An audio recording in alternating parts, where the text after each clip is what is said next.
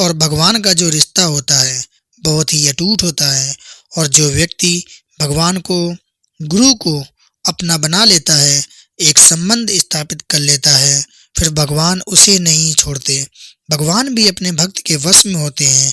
और जब भक्त भगवान के सामने रोता है तो एक विचित्र ही अनुभव होता है। भगवान को अगर आप शक्ति के रूप में पूजोगे तो वो कभी आपको नहीं मिलेंगे जब तक आप उनसे एक रिश्ता न बना लो। और भगवान को पाना है, आपको अपने इष्ट को पाना है, तो एक रिश्ता बनाना बहुत जरूरी है। जब भी मैं माँ बाबा भगवान भोलेनाथ कामाख्या माता को देखता हूँ तो माता पिता के रूप में देखता हूँ और उनको देखते ही अपने आप आंसू आने लगते हैं। अगर आप शक्ति रूप में पूजोगे तो कभी आपको नहीं मिलेंगे। आप सोचोगे मुझे शक्ति पानी है, सिद्धि पानी है, तो कभी भी सिद्धि नहीं मिल सकती। भगवान तो आपको मिलते हैं प्रेम से। लोग सिद्धियों शक्तियों में घुसे पड़े हैं।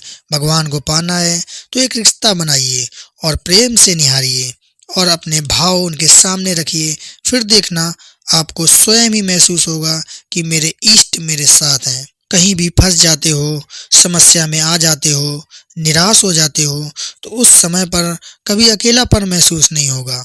क्यों? क्योंकि आपके साथ आपके इष्ट खड़े हैं।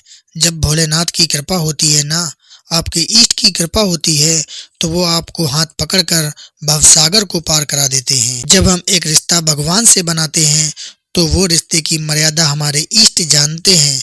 जब आप एक प्यारा सा रिश्ता बना लेते हैं अपने इष्ट से, तो आपको सिद्धि की जरूरत नहीं पड़ती। आप जो सोचोगे, जो चाहिए, वही आपको प्राप्त होने लगता है। और जब भगवान आपको मिल गए, फिर क्या जरूरत बची अब किसी चीज की। और भगवान तो भाव के भूखे होते हैं।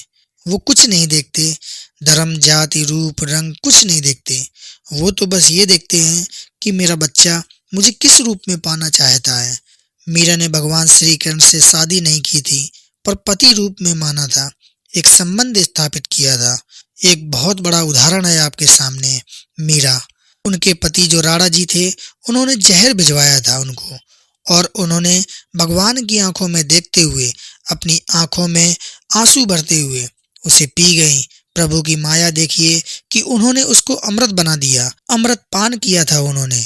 तो आपको जो रिश्ता भाता है वो अपने इष्ट से बनाइए।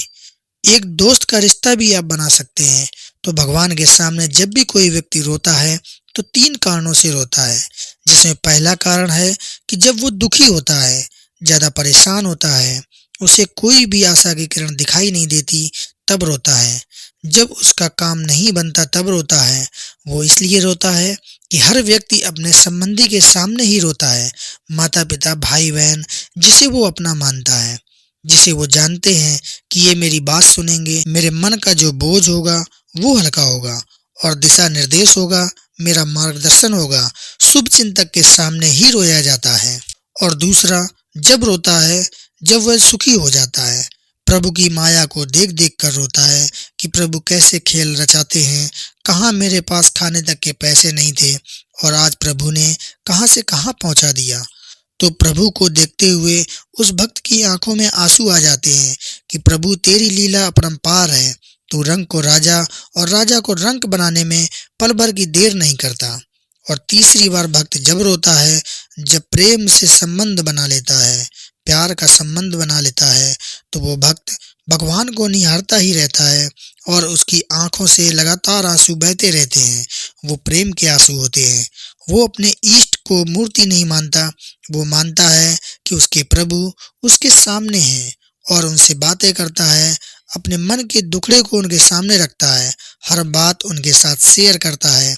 ऐसे व्यक्ति के साथ सदैव भगवान रहते हैं, हमेशा गुरु कृपा रहती है। भक्ति में दिखावा नहीं करना चाहिए कि आपने दिखावा करने के लिए 15-20 माला गले में टांग ली, हाथ से कोहनी तक कलावा लपेट लिया, माथे में तिलक इतना लंबा लगा लिया कि भौं से सिर तक जा रहा। ऐसे दिखावा नहीं करना चाहिए। भगवान बिल्कुल दिखावा पसंद नहीं करते, ये हमेशा याद रखना चाहिए।